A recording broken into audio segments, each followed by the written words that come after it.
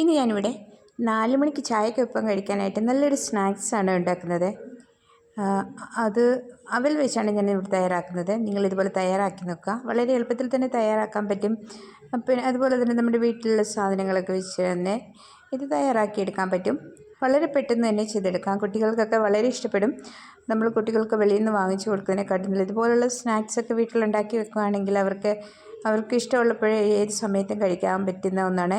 അതുകൊണ്ട് തീർച്ചയായിട്ടും നിങ്ങൾ ഇതുപോലെ തയ്യാറാക്കി നോക്കുക. പിന്നെ നിങ്ങൾ ആദ്യമായിട്ടാണ് എൻ്റെ ചാനൽ കാണുന്നതെങ്കിൽ സപ്പോർട്ട് ചെയ്യുക, സബ്സ്ക്രൈബ് ചെയ്യുക. അതോടൊപ്പം നിങ്ങളുടെ അഭിപ്രായം കൂടി അറിയിക്കുക.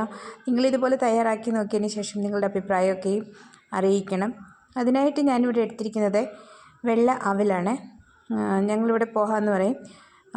ഞങ്ങൾക്കിവിടെ റെഡ് കളറിൻ്റെ അവൽ കിട്ടത്തില്ല, ഈ വെള്ള കളറിൻ്റെ മാത്രമേ കിട്ടത്തുള്ളൂ. ഞാനിവിടെ എടുത്തിരിക്കുന്നത് 1 kgയുടെയാണ്, 1 kgയുടെ 1 കിലോയുടെ. ഇത് നല്ല ഇവിടുത്തുകാരിത് പോഹ എന്ന് പറയുന്ന സാധനം ഉണ്ടാക്കും, ഉള്ളിയൊക്കെ ചേർത്തിട്ട്. അതുപോലത്തെ അവലാണ്. ഈ അവൽ മാത്രമേ ഞങ്ങൾക്ക് കിട്ടത്തുള്ളൂ. പിന്നെ ചുമന്ന അവൽ കിട്ടണമെന്നുണ്ടെങ്കിൽ ഞങ്ങൾക്ക് നാട്ടിൽ വരണം. ഞാനത് നാട്ടിൽ വരുമ്പോൾ എല്ലാ പ്രാവശ്യം കുറച്ച് വാങ്ങിച്ചുകൊണ്ട് വരാറുണ്ട്, നനച്ച് കഴിക്കാനായിട്ട്, അതുപോലെ വിളയിക്കാനും ഒക്കെ ആയിട്ട്. ഞാനിതിവിടെ 1 കിലോ അവൽ എടുത്തിട്ടുണ്ട്. ഇതൊന്ന് ഇടയണമെന്ന് പറഞ്ഞാൽ എൻ്റെ കയ്യിലിരിക്കുന്ന അരിപ്പ തീരെ ചെറിയ ഇതായതുകൊണ്ട് അതിന് കാര്യമായിട്ടൊന്നും അതിൻ്റെ ചെറിയ പൊടിയൊന്നും പോയിട്ടില്ല. പിന്നെ ഞാൻ അതിനോടൊപ്പം എടുത്തിരിക്കുന്നത് അരി വറുത്തെന്ന് പറയുമ്പോൾ ഞങ്ങളിവിടെ ഇതിനെ മുറുമുറ എന്നൊക്കെ പറയും. നാട്ടിലിത് കിട്ടുമോ എന്ന് എനിക്കറിയത്തില്ല. കിട്ടുവാണെങ്കിൽ ഇത് കൂടി ചേർക്കുക. ഇതില്ലെങ്കിൽ കുഴപ്പമില്ല, ഇത് ഓപ്ഷണലാണ്. പക്ഷേ ഇതുണ്ടെങ്കിൽ നല്ല ടേസ്റ്റ് കൂടിയാണ്. ഇത് നല്ലതാണ്, കുട്ടികൾക്ക് കൊടുക്കാം, വെറുതെ കഴിക്കാനും നല്ലതാണ്. ഇതിന് ഞാനിതൊന്ന് വറുത്തെടുക്കണം. രണ്ടും വേറെ വേറെ വറുത്തെടുക്കണം. ഇത് ചെറിയ ഉരുളി ആയതുകൊണ്ട് ഞാൻ പകുതി വെച്ചായിട്ടാണ് വറുത്തെടുക്കുന്നത് പറയുമ്പം ഇത് നമുക്ക് നല്ലതുകൊണ്ടും വറുക്കൊന്നും വേണ്ട, ജസ്റ്റ് കൈ നമുക്ക് പിടിക്കാനുള്ള ചൂടാകുമ്പോൾ നമുക്ക് മാറ്റി വെക്കണം. ഒന്ന് ചൂടായാൽ മതി. നമുക്കറിയാൻ പറ്റും അത് കൈ പിടിക്കുമ്പം അത് ചൂടായോ ഇല്ലയോ എന്നുള്ളത്. ഇതിന് ഞാനതെല്ലാം കൂടെ ഒക്കെ ഒന്ന് വറുത്തെടുക്കുന്നുണ്ട്. നിങ്ങൾ തീർച്ചയായിട്ടും ഉണ്ടാക്കി നോക്കുക ഇതുപോലെ. പിന്നെ ഇത് വറുത്തതിന് ശേഷം നമുക്ക് അരി വറുത്തത് അത് ഞാൻ പാക്കറ്റ് വാങ്ങിച്ചതാണ്, ഞാൻ വറുത്തതല്ല, പാക്കറ്റ് വാങ്ങിച്ചതാണ്. അത് ഞാനൊരു 1/4 കിലോ മാത്രമേ എടുത്തിട്ടുള്ളൂ. ഇത് 1 കിലോ എടുത്തു അവൽ, അതിൻ്റെ കൂടെ ഞാൻ 1/4 കിലോ അരി വറുത്തത് മാത്രമേ എടുത്തിട്ടുള്ളൂ. ആ സാധനം നാട്ടിൽ കിട്ടുമെന്ന് എനിക്കറിയത്തില്ല, ഞാൻ കണ്ടിട്ടില്ല നാട്ടിൽ. ഞാൻ നാട്ടിൽ പോകുമ്പോൾ ഇവിടെ നിന്നൊക്കെ കൊണ്ടുപോകാറുണ്ട്, അവിടെ കുട്ടികൾക്കൊക്കെ കൊടുക്കാനായിട്ട്. വെറുതെ ഇരിക്കുമ്പോൾ കഴിക്കാൻ പറ്റുമല്ലോ അവർക്ക്, അതുകൊണ്ട് ഞാൻ കൊണ്ടുപോകാറുണ്ട്. ഇതൊന്ന് ഇതുപോലെ ഒന്ന് ചൂടാക്കി എടുത്തതിന് ശേഷം നമുക്ക് അടുത്തതുകൂടെ ചൂടാക്കിയെടുക്കാം.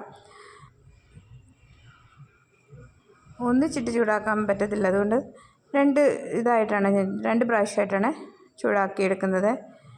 ഇതിനോടൊപ്പം നമുക്ക് കുറേ ചേരുവകളൂടി വേണം, അത് ഞാൻ ഓരോന്നായിട്ട് കാണിക്കാം.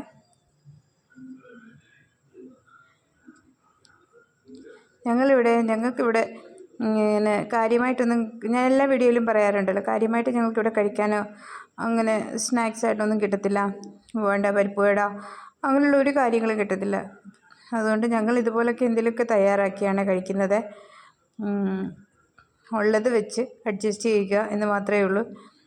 ഞാനിതൊന്ന് വാങ്ങി വെച്ച് അതിന് ശേഷം ഇനി അടുത്ത ട്രിപ്പ് ഇട്ട് കൊടുത്ത് അതൊന്ന് വറുത്തെടുക്കണം.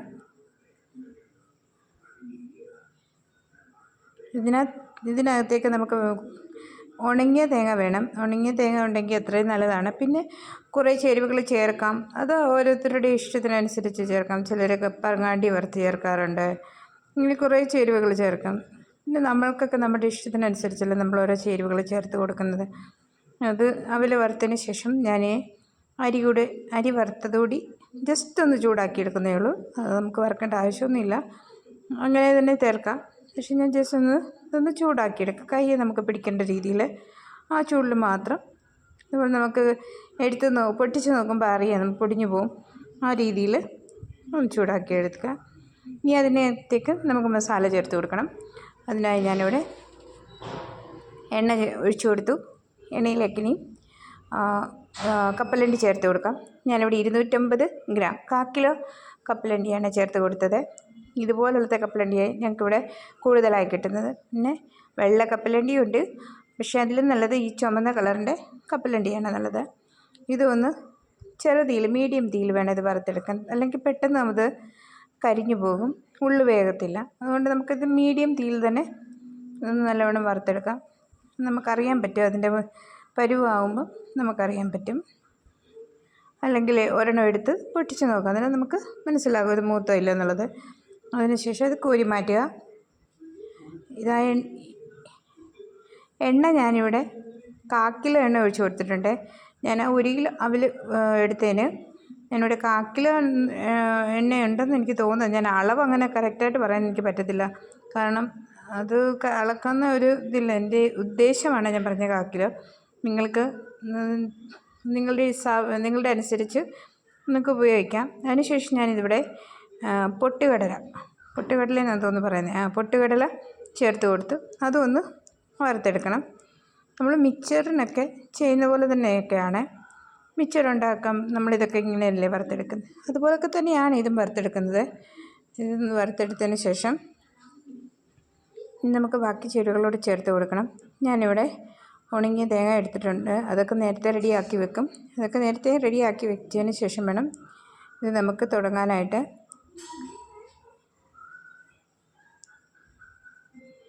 ഇനി നമുക്ക് ഇതിനകത്ത് വേണമെങ്കിൽ പറങ്ങാണ്ടി ചേർത്ത് കൊടുക്കാം, മുന്തിരിങ്ങ ചേർത്ത് കൊടുക്കാം, അങ്ങനെ ചിലർ ചേർത്ത് കൊടുക്കുന്നുണ്ട്. ഇനി ഞാനിവിടുത്തെ ഉണക്കത്തേങ്ങ ഇവിടെ കിട്ടും വാങ്ങിക്കാനായിട്ട്, അതാണ് ഞാനിവിടെ ചേർത്ത് കൊടുത്തിരിക്കുന്നത്.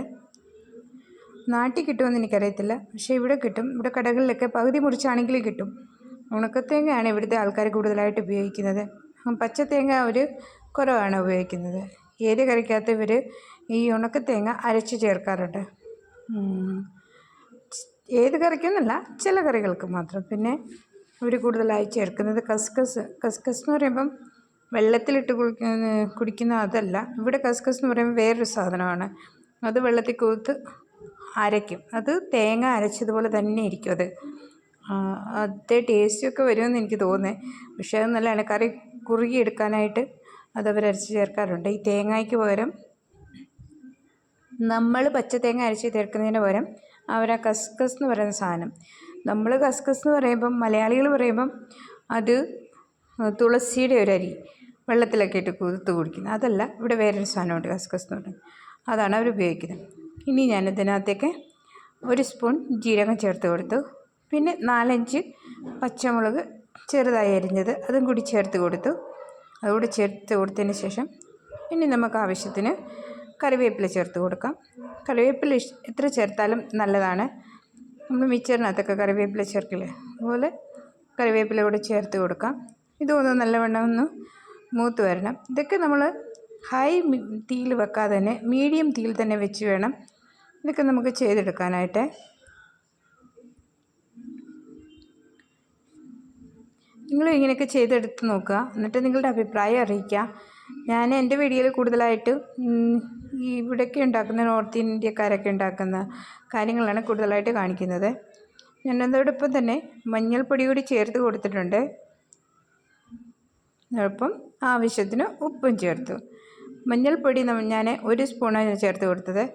അവലിൽ മൊത്തം പിടിക്കണം, അതുപോലെ തന്നെ മഞ്ഞൾപ്പൊടി ചേർത്ത് കൊടുക്കണം. അതിൻ്റെ കൂടെ തന്നെ കായപ്പൊടി കൂടി ചേർത്ത് കൊടുത്തു. പിന്നെ മഞ്ഞൾപ്പൊടി ചേർക്കുമ്പം, മഞ്ഞൾപ്പൊടി എന്ന് പറയുമ്പം പല രീതിയിൽ കിട്ടും. നമ്മൾ പൊടിപ്പിച്ച മഞ്ഞൾപ്പൊടി ആണെങ്കിൽ അതിന് വലിയ കളർ ഉണ്ടായിരിക്കില്ല, പക്ഷേ പാക്കറ്റ് വാങ്ങിക്കുമ്പം നല്ല കളർ ഉണ്ടാകും. അതിൻ്റെ അനുസരിച്ച് നമുക്ക് ചേർത്ത് കൊടുക്കണം. ഇനി അത് തീ ഓഫ് ചെയ്ത് വെച്ചു. ഇനി ഞാനിതിവിടെ അവൽ വലിയൊരു പാത്രത്തിലേക്ക് ഇട്ട് കൊടുത്തിട്ടുണ്ട്, കാരണം ഇത് നമുക്ക് അത്രയും മസാല ചേർത്ത് ഇളക്കണം. അതുകൊണ്ട് വലിയ പാത്രത്തിലാണ് ഇട്ട് കൊടുത്തത്. അതോടൊപ്പം തന്നെ അരി വറുത്തത് കൂടെ ചേർത്ത് കൊടുത്തു. പിന്നെ നമ്മൾ വറുത്ത് വെച്ച സാധനങ്ങളെല്ലാം കൂടി ഒന്ന് ചേർത്ത് കൊടുക്കുന്നുണ്ട്. കപ്പലണ്ടി, പൊട്ടുകടല, പിന്നെ തേങ്ങ വറുത്തത്, അതൊക്കെ ചേർത്ത് കൊടുത്തു. പിന്നെ നമ്മൾ മസാല ഉണ്ടാക്കി വെച്ചില്ലേ, അത് ജീരകം, പച്ചമുളക്, കറിവേപ്പില, അതെല്ലാം കൂടി ഒന്ന് ചേർത്ത് കൊടുത്ത് ഇനി ഇത് നല്ലവണ്ണം ഒന്ന് ഇളക്കിയെടുത്താൽ നമ്മുടെ കാര്യം കഴിഞ്ഞു. കുട്ടികൾക്ക് വയറ് നിറച്ച് കഴിക്കാം. 4 മണിക്ക് നിങ്ങൾക്ക് ചായയുടെ കൂടെ കഴിക്കാൻ പറ്റും.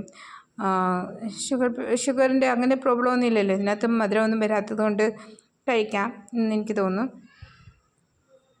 ഇനി ഇത് ഇളക്കിയെടുക്കണം നല്ലതുവേണം. എല്ലാ അവലിനകത്തും മഞ്ഞൾ പിടിക്കണം. അതുപോലെ നമുക്ക് ഇളക്കിയെടുക്കാം. കായപ്പൊടി അല്പം മാത്രം ചേർത്ത് കൊടുക്കുക. നിങ്ങൾ കൂടുതലാവാൻ പാടില്ല. അതുകൊണ്ട് കായപ്പൊടി ചേർക്കുമ്പം കുറച്ച് മാത്രം, അല്പം മാത്രം ചേർത്ത് കൊടുത്താൽ മതി. ഇതുപോലെ തയ്യാറാക്കി വെച്ച് ഇനിയും വരുന്നത് മഴക്കാലമാണല്ലോ. മഴക്കാലത്ത് ഇതൊക്കെ തയ്യാറാക്കി വെച്ചാൽ കുട്ടികൾക്ക് കൊടുക്കാൻ പറ്റും, നമുക്കും കഴിക്കാൻ പറ്റും. വൈകിട്ട് ചായയുടെ കൂടെ തീർച്ചയായും നിങ്ങളുടെ അഭിപ്രായം അറിയിക്കുക. നിങ്ങളുടെ അഭിപ്രായം വീഡിയോ ഉണ്ടാക്കാനായിട്ട് സപ്പോർട്ടാകും. അതുകൊണ്ട് തീർച്ചയായിട്ടും നിങ്ങളുടെ അഭിപ്രായങ്ങളൊക്കെ ഒന്ന് അറിയിക്കണം. അപ്പം നമുക്ക് അടുത്ത വീഡിയോ കാണാം. ഓക്കെ.